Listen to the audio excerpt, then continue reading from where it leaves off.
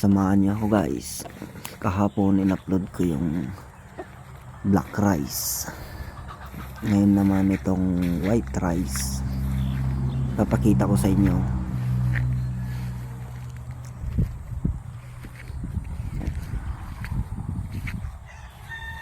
Maganda rin tong mga bunga niya.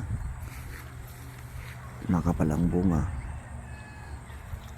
Yung black rice naman ganun din.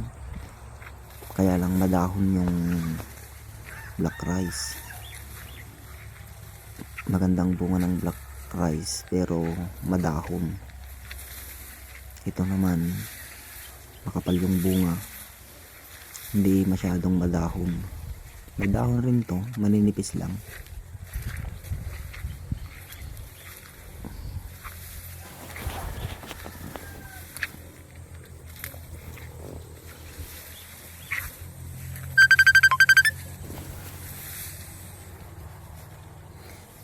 Nalawak rin naman tong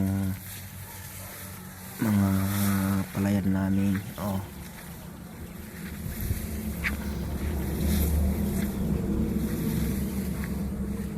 Malinis pa. Kapag may tanim kang palay, hindi ka na bibili pa ng bigas.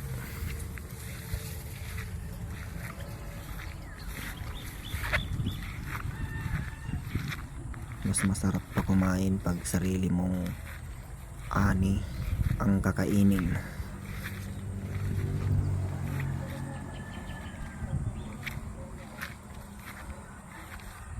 Ganito lang naman ang trabaho namin dito sa probinsya.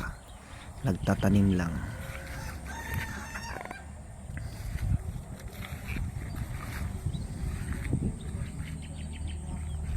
Malapit na rin to. Malapit ng maani.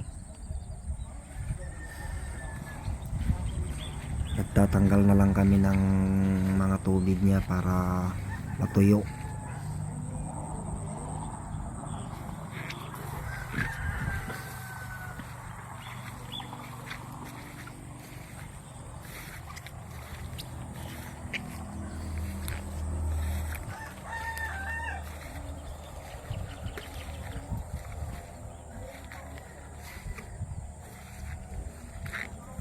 Masarap tumira dito sa bukid.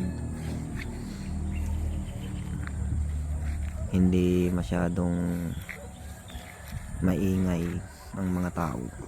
Kapag nandun ka sa baryo, kaingay. Pero dito ang maingay lang mga palaka. Yung mga kuliglig. Yun ang maingay dito. Pwede ka rin mag-alaga ng mga hayop, mga bibi, mga manok.